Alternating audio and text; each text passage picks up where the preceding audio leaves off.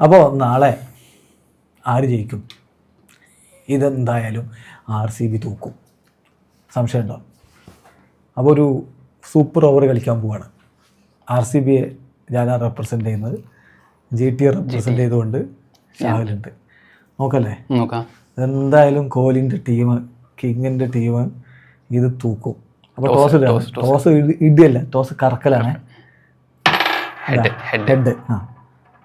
ഹെഡൊന്നും ആവില്ല, അത് കറങ്ങാൻ കുറച്ച് സമയം എടുക്കും.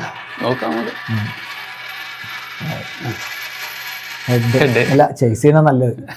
സൂപ്പർ ഓവറിൻ്റെ എല്ലാ നിയമങ്ങളും ബാധകമാണ്. 2 വിക്കറ്റ് വീണാൽ കഴിയൂട്ടാ.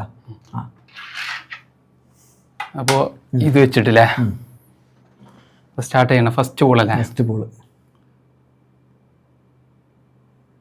വിക്കറ്റ്. ഒന്നുകൂടി ഇല്ലേ?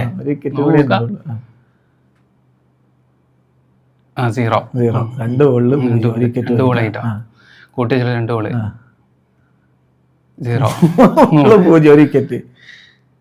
2 4 ബോള് 2 റൺ. 4 ബോളായേ. വീട്ടിന്റെ ഒരു അവസ്ഥ.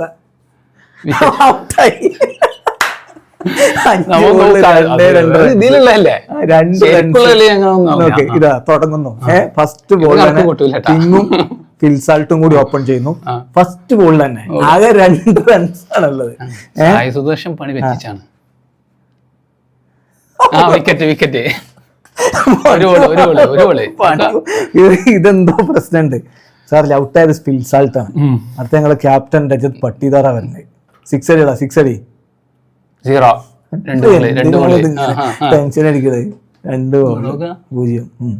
അടുത്തത് മൂന്നാമത്തെ ബോള് ഔട്ടാവരുത്. 1 3 ball 1 run. ഇനി 3 ബോളിൽ ഞങ്ങൾക്ക് ജയിക്കാൻ 2 റണ്ണ് പോരാ.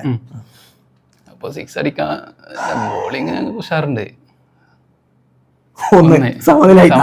ഇതെങ്ങാനും ഞങ്ങൾ ഔട്ടായാലും പിന്നെ സൂപ്പർ ഓവർ രണ്ടാമത്തെ ആവും.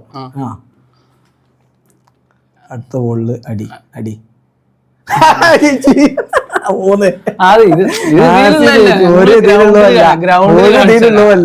ഇതന്നെയാണ് നാളെ ഗ്രൗണ്ടിൽ സംഭവിക്കാൻ പോണത്. കപ്പ് ഞങ്ങളെ കൊണ്ടുപോകും. ഇതെന്നെ കണക്ക് കൂട്ടുള്ളൂ. ഇതാണ് നാളെ സംഭവിക്കാൻ പോണത്. ഇതെന്താ അറിയോ? ഈ എല്ലാ പ്രാവശ്യം ഗുജറാത്തിൽ ഇങ്ങനെ വെച്ചാണ്ടേ ഒരാൾ കൊണ്ടുപോലെ കാണിച്ചരാ. ഗുജറാത്തിലെ പിച്ചിൽ കോഹ്ലിയും കുട്ടികളും കപ്പ് വരുത്തുന്നത് കാണാം.